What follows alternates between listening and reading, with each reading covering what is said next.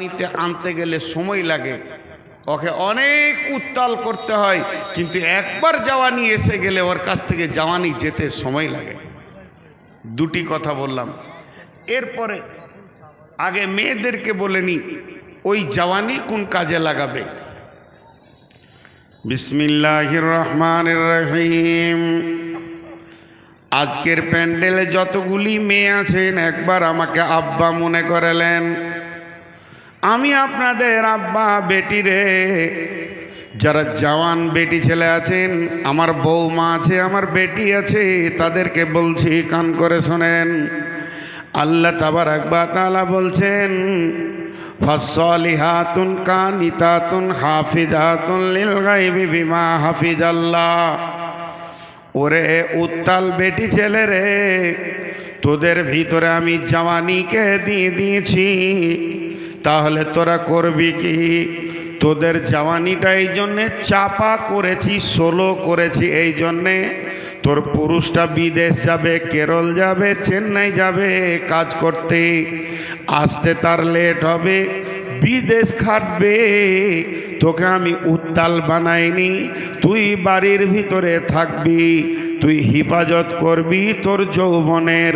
পৃথিবীর কোনো অন্য পুরুষ যেন তোকে আনন্দ দিয়ে উত্তাল না করে, কারোর সঙ্গে কথা বলবি না। পুরো জওয়ানিকে তুই আগলে আগলে স্বামীর জন্য রাখবি। আজকে ফেসবুকে দেখছিলাম একটা সাধু হিন্দুদের কত সুন্দর কথা বলছে। জি, কত সুন্দর কথা বলছে, ইসলামের কথা বলছে। সে কি বলছে? যদি কোনো মেয়ে নিজের স্বামী বাদ দিয়ে অন্য পুরুষের খুবই মায়ান করে, ওই মেয়েটাও হয়ে যাচ্ছে দায়ুস, ওই মেয়েটাও হয়ে গেছে লুচ্চা, জেনে নিতে হবে।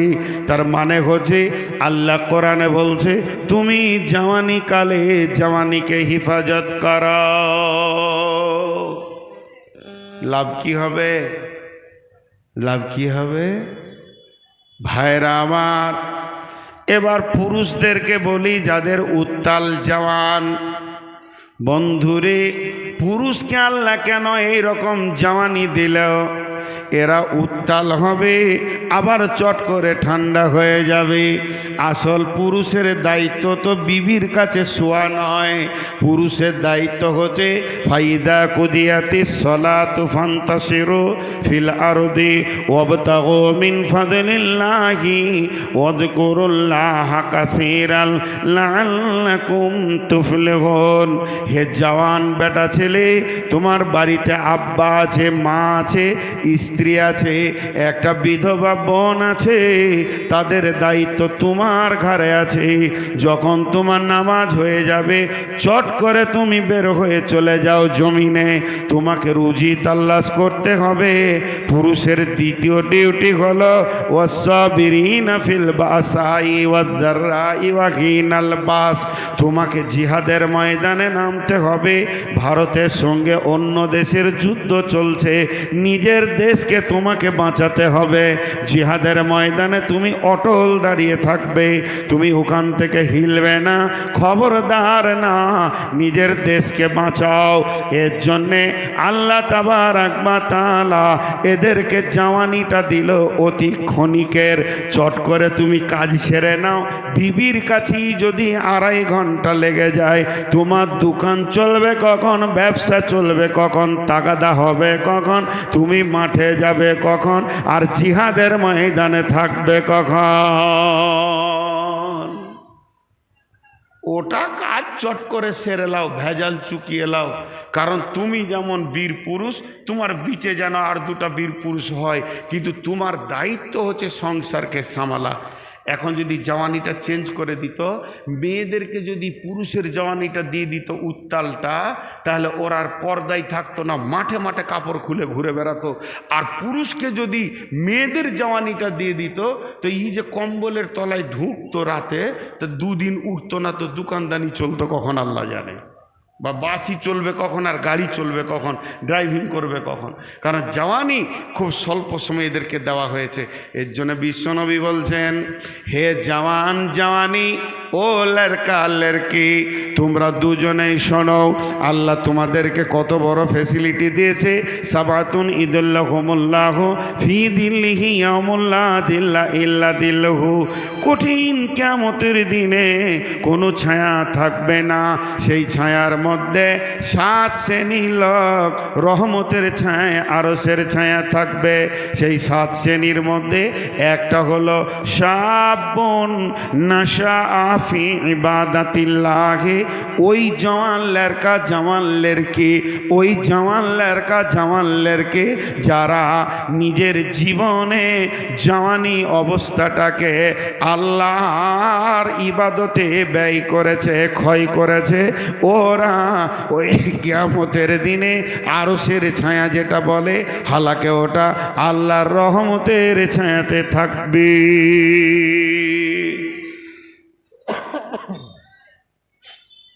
আমার পরে কে আছে নিয়ে আসে না, পুরো 12টা ছাড়বো, 20 মিনিট আছে, ওকে রেডি করে, আর আমি বললাম ঠিক বলে নিব, আপনাদের টেনশন নেই, আমি দোয়া করে দিব ইনশাআল্লাহ। ও হাফিজ সেকেন্দার, যাও তুমি ওকে নিয়ে এসো, 20 মিনিট আছে হাতে, আমি পুরো 12টায় ছাড়বো, দোয়া করে দেবো ইনশাআল্লাহ। হ্যাঁ তো করবো দোয়া, তোমাকেও দোয়া করে কবরে পাঠিয়ে দেবো, টেনশন কি আছে, তুমি যাও না। খুব চালা, আমাকে খ্যাপা বানাইছে। এখন এই কটা গেল, 4টার মধ্যে একটা বলেছি, জওয়ানি একবার আসবে, 2বার আসবে না। এবার 2 নম্বরটা বলছি, সিহআতাকা কাবলা সুকুমিকা, সিহআতাকা কাবলা সুকুমিকা, হে পৃথিবীর মানুষ, সুস্থ শরীর, দেহটা সিহআত আছে, এটা একটা আল্লাহর নিয়ামত। যেদিন তোমাকে রোগে ধরবে, সেদিন তুমি আর সুস্থ শরীর ফিরে পাবে না। রোগ হলো 2 রকম, অসুখ হলো 2 রকম, একটা হচ্ছে জ্বর জ্বালা হবে ছাড়বে, এটা হলো ডিজিটাল, আর একটা হচ্ছে নরমাল। যখনই তোমার বয়স 47 হবে, তখন তোমার একটা নতুন ব্যাগ আসবে। এক ডাক্তার আমাকে বলছে, হুজুর আপনার বয়স কত? আমি বললাম 47। আজ থেকে অনেক আগেকার কথা, এখন বয়স 53। তো তখন উনি বলছেন, যখন কোনো মানুষের বয়স হবে 47, তখন আল্লাহর তরফ থেকে একটা ব্যাগ আসবে, ওষুধ বয়ে নিয়ে বেড়াতে হবে। তার মানে হচ্ছে প্রত্যেকটা মানুষের একটা রোগ আছে, কাউকে হার্টে, কাউকে প্রেসারে, কাউকে ডায়াবেটিস, কাউকে সুগার, কোনো না কোনো একটা রোগ যখন আপনাকে আমাকে ধরবে, শরীরটা সুস্থ পাওয়া যাবে না, 5 ওয়াক্তে মসজিদ যেতে পারা যাবে না, প্যারালাইসিস হলে দাঁড়াতে পারা যাবে না, উজু করার ক্ষমতা সব দিনে থাকবে না, তায়াম্মুম করে চালাতে হবে। আল্লাহর নবী বলছেন, যতদিন তুমি জওয়ান আছো, শরীর ফুর্তি আছে, অতদিন তুমি টাইমে টাইমে আল্লাহকে ডেকে নাও। যদি তুমি জওয়ানি অবস্থায় 5 ওয়াক্তে মসজিদে গিয়ে আল্লাহকে ডাকো, আর 75 বছর পরে তোমার প্যারালাইসিস হয়ে গেছে, একদিনও মসজিদ যেতে আর পারলে না, তো আমার রব ওই জওয়ানির মেজারমেন্ট করে তোমাকে নেকি দেবেন। অতএব সুস্থ শরীর হলো একটা নিয়ামত, যখন হাত ছাড়া হয়ে যাবে, তখন আর এই শরীরটা তুমি ফিরে পাবে না। জি, 2টা হলো। নাম্বার 3, গেনা কা কাবলা, গেনা কা কাবলা ফাকারিকা, গেনা কা কাবলা ফাকারিকা। বিশ্বনবী বলছেন, রে আমার উম্মত, মাল একবার তোমার কাছে আসবে, 2বার আসবে না। তুমি যখন মালের মালিক হবে মালকে ঠিক ঠিক জায়গায় লাগাও। যেদিন তোমার মাল হাতছাড়া হয়ে যাবে সেদিন তুমি পস্তাবে, হাজার মালের মালিক হলো আর কাজে লাগাতে পারবে না। কেমন গো? ফকির দুই রকম, ফকির দুই রকম। একটা ফকির নরমাল, আর একটা ফকির হচ্ছে ডিজিটাল। নরমাল কেমন? এখন আমি 20 কোটি টাকার মালিক, আল্লাহ কালকে আমাকে রাস্তার ভিখারি বানাতে পারে, পারে কি পারে না? এটা একটা। আর একটা হচ্ছে ডিজিটাল। কেমন? আমার 20 কোটি টাকা আছে, দুটা বেটা, 10 কোটি করে ভাগ করলে চলা। আমার বয়স 96, ইয়াদদাস শেষ, মনে থাকছে না। বহুদেরকে জিজ্ঞেস করছি, আরে নাস্তা করলাম রে বেটি? তো বড় বহু বলছে, জি আব্বা নাস্তা খেলেন আপনি? ও বলে উজু মনে পড়ছে না। তখন বেটারা দেখছে আর ইয়ার দ্বারা বিজনেস চলবে না, দুই বেটাতে ভাগ করে নিলে টাকা পয়সা। বড় বড় ফ্যাক্টরি করছে, ওরা আবার ব্যাংক থেকে আরও 20 কোটি করে ঋণ নিয়েছে। আর আমি মসজিদের সামনে একটা লাঠি আর লুটা নিয়ে বসে আছি, জিন্দেগির শেষ প্রান্তে। এটা একটা ফকির। দিয়ে মসজিদে বায়ান করছে, মান বানা লিল্লাহি মসজিদান বানাল্লাহু লাহু বাইতান ফিল জান্নাহ। যে দুনিয়াতে মসজিদ বানাবে আল্লাহ তার জান্নাতে ঘর বানাবে। তখন আমার মনটা বলছে, হায় রে, মসজিদের ছাদ চলছে, যদি 100 ব্যাগ সিমেন্ট দিতে পারতাম। ছেলেরা তো দিবেন না, গেঞ্জি পরে আছি, পকেট তো নাই, মানে টাকা নাই। নবীজি বলছে তুমি গরিব হয়ে গেছ। বড় বেটা 10:30টার সময় বুলেট নিয়ে ঘর ঢুকছে। তা আমি বলছি, কিরে খায়রুল নাকি? বলে হ্যাঁ বা। তো ওই 1010 টাকা। টাকা কী করো বা? টাকা কী করো? মসজিদে ছাড়া তো মলবি দেবার দিলে না। ফকির। নবীজি বলছে তুই হিসাব করা, তুই ফকির। ছোট বেটার কাছে 5000 চাইবো মনে মনে করছি, আধ ঘন্টা পর ও আবার ঢুকছে গাড়ি নিয়ে। তো আমি জি বলছি, জমিরুল বলেছি, টাকা বলিনি। ও আমাকে উত্তর দিচ্ছে, কি হলো?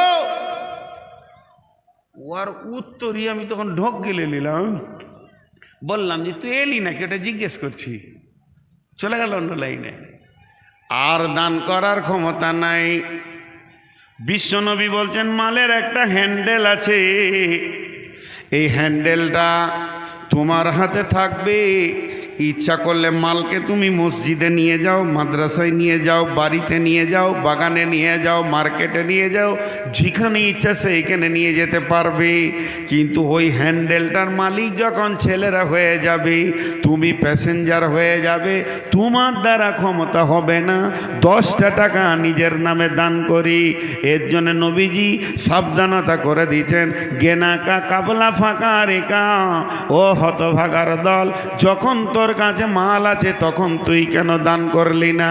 আল্লাহ নবী বলছেন, খাসলা তুমি উম্মতি মালি মালি মালি। আমার উম্মতের অভ্যাস হচ্ছে খালি মাল মাল, কিন্তু আসলে ওর নিজের মাল কোনোটাই নয়, সব হলো ওয়ারিসের মাল। আর ও হলো রাখওয়াল, গছিয়ে রেখে দিবে, মরলে পরে যাদের মাল তারা বন্টন করবে। আজ তুমি বলিতেছ ধন ধন, কালকে মরিলে ধন হইবে বন্টন। বিশ্বনবী বলছে মাল যখন তোর আয়াতে আছে তখন তুই দান কর। আর মাল তোর মাত্র 3টি, যেটা তুই পড়ছিস এইটা তোর মাল, এটা পুরানো হয়ে যাবে। যেটা তুই এখানে দান করছিস এইটা তোর মাল, এটা তুই আখেরাতে পাবি। আর যেটা তুই খেছিস এটা তোর মাল, সকালবেলায় ওটা গোলমাল বেরিয়ে যাবে।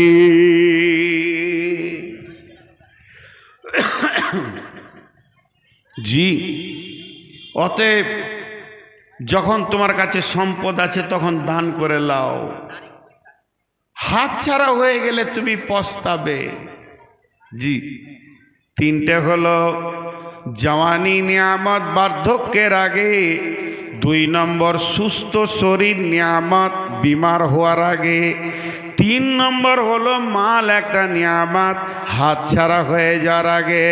4 নম্বরে নবীজি বলছেন ফারাগাকা কাবলা সুগলিকা, তোমার যে সময় দেওয়া হয়েছে এই সময় একটা নিয়ামত, যে সময়টা তোমার কাছ থেকে হাতছাড়া হয়ে চলে গেছে, তুমি মাথা ঠুকলে আর ওই সময়টা ফিরে পাবে না। ওয়াক্ত এমন একটা জিনিস, যেদিন কিয়ামত হবে সেই দিনে সময়ের মূল্য বুঝে আসবে। কিয়ামতের দিনে যে লোকটা একটা নেকির কারণে জাহান্নাম চলে যাবে কমি হওয়ার কারণে, ওই লোকটা ভাববে কেন বসেছিলাম চায়ের দোকানে, যদি একবার সুবহানাল্লাহ বলে নিতাম তো আজকে বিপদ হতো না। তো বিশ্ব নবী বলছেন সময়কে দাম দিতে শিখো।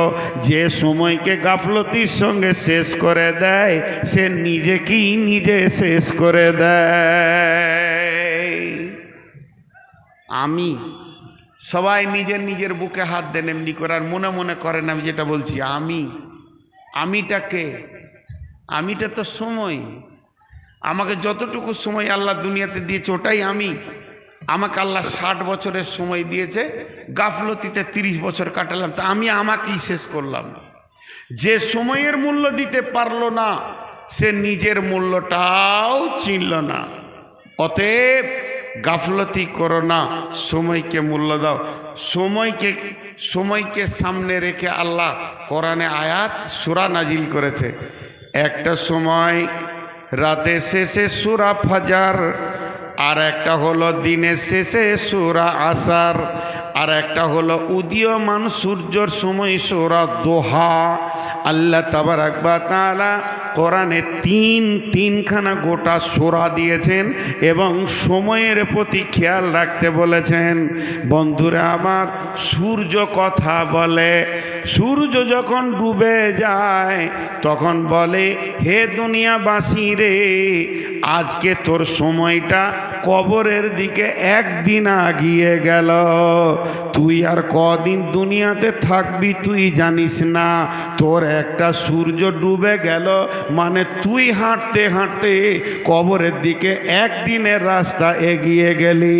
আবার সূর্য যখন পূব দিকে উঠে তখন দুনিয়াবাসীকে বলে, ওরে খোশনসিবওয়ালা তোরা, আজকে রাতে তোদের মত হয়নি, তোরা এখনো বেঁচে আছিস, তাড়াতাড়ি তওবা করেলে, তোদেরকে মৌকা মিলে গেছে, সুযোগ মিলে গেছে, আজকে দিনটা কাজে লাগা, সময়কে নষ্ট করে দিস না।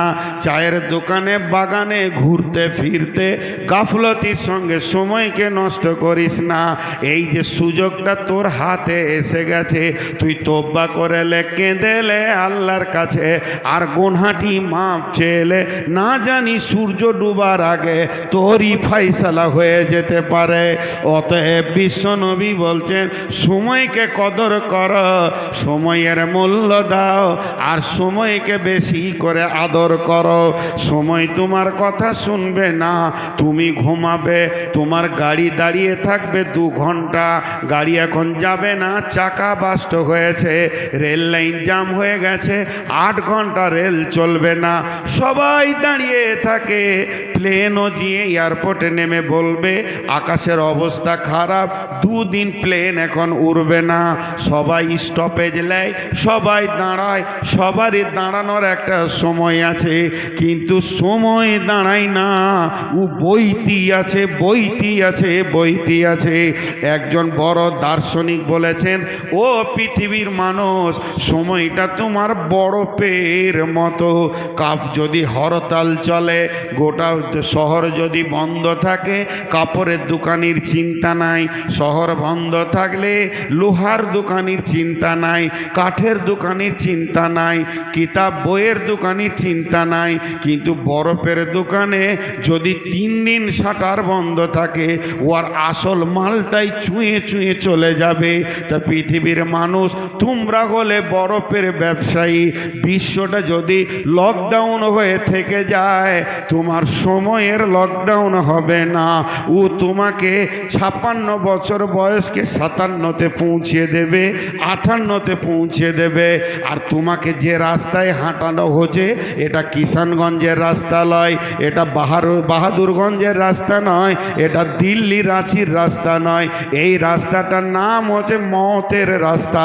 তুমি প্রতিদিন যে পা করে হেঁটে মসজিদ যেছো, তুমি ভাবছো মসজিদ যেছি, তুমি ভাবছো হাটে গেছিলাম, তুমি ভাবছো মার্কেটে গেছিলাম, তুমি ভাবছো দোকানে গেছিলাম, তুমি অঙ্ক করেছো যে আমি নানার বাড়ি বেড়াতে গেছিলাম, শ্বশুর বাড়ি গেছিলাম, আজকে 8 কিলোমিটার হাঁটলাম, 4 কিলোমিটার হাঁটলাম, 12 কিলোমিটার শ্বশুর বাড়ি গেলাম, 18 কিলোমিটার খালার বাড়ি গেলাম। এটা তোমার অঙ্ক, কিন্তু কবরের ফেরেশতা অঙ্ক করছে আজকে আল্লাহর গোলাম 18 কিলোমিটার কবরের দিকে এগিয়ে চলে এসেছে। তার দিন দিন সময় যেন কবরের মাটির দিকে তাকে ডাক মারছে। অতএব নবীজি বলছেন সময়কে কাজে লাগাও, ও হাতছাড়া হয়ে গেলে আর তুমি দ্বিতীয়বার চান্স পাবে না। তুমি মাথা ঠুকে মরে যাও, তোমাকে আর সময় দেওয়া হবে না। কয়টা হলো? 11টা হলো। আমি বলবো মাত্র 5টা। আসলে আমি এক পাগলা। কই বক্তা কই আসছে? ও আবার সময় শেষ করছে কেন? তা না 12:30 পারবো না। হ্যাঁ 12টা তক। আমি ভাই অসুস্থ, আপনারা যেভাবে বসে আছেন আমাকে বায়ান করা দরকার। আচ্ছা আমার ভাষা আপনারা বুঝতে পারেন তো? হ্যাঁ তাই নাকি? সব সময় দেখছেন?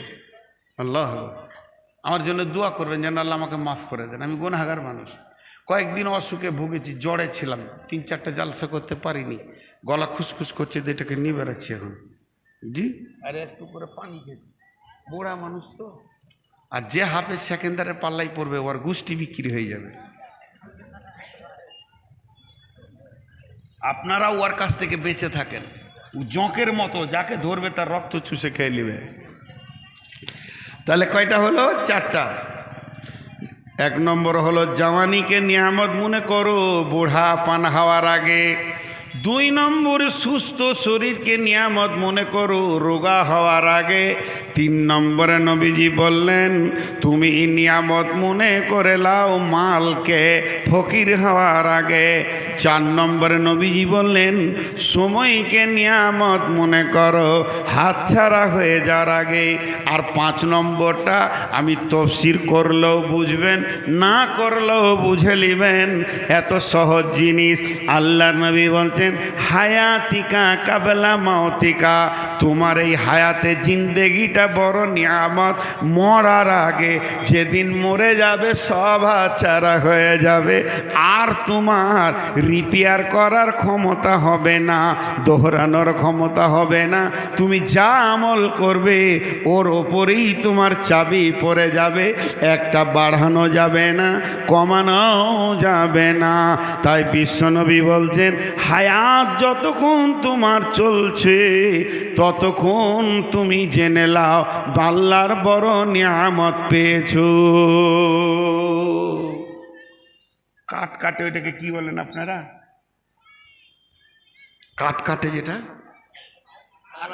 আরা আরি, আমাদের বাংলা ভাষায় বলে করাত। করাত বুঝেন তো? এখন আবার এই মোটরের করাত উঠেছে, মোটরের মানে ও যাবে তাও কাটবে, আসবে তাও কাটবে। যদি যাবার সময় কাটতো আসার সময় না কাটতো ওটা একটা আলাদা ছিল, কিন্তু যেতেও কাটে আসতেও কাটে। একজন বড় দার্শনিক বলেছেন তোমার জিন্দেগিতে আল্লাহ আড়ি লাগিয়ে দিয়েছে, তোমার জিন্দেগি 24 ঘন্টা কাটছে। সেটা কোথায়? তোমার 2 চোখের সামনে নাকটা তোমার আড়ি, 24 ঘন্টা চলছে। দেখেন বন্ধ আছে,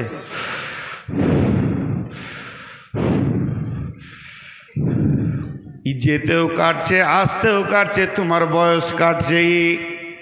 যেদিন তোমার ডাল কেটে দিবে সেদিন তুমি দুঃখ করে দিয়ে কবরে পড়বে। আল্লাহ কুমুত্তাকাসুর হাত্তা জুরতুমুল মাকাবির। পৃথিবীর মাল সম্পদ তোমাকে পাগল করে রেখেছিল। যেদিন তুমি কবরে শুবে সেদিন তোমার পাগলামি ছুটবে, পাগলামির ঘোরটা যাবে। তাই আমার নবী বলছেন, হায়াতিকা কাবলা মাওতিকা, হায়াতে জিন্দেগিটা নিয়ামত মনে করে নাও মরে যাওয়ার আগে। জি, হায়াতে জিন্দেগিটাকে নিয়ামত মরে লাও মরে যাওয়ার আগে। আর আমরা হায়াতকে গাফলতিতে কাটাচ্ছি, হায়াতের প্রতি আমাদের গুরুত্ব নাই, হায়াতের প্রতি আমাদের কোনো গুরুত্ব নেই।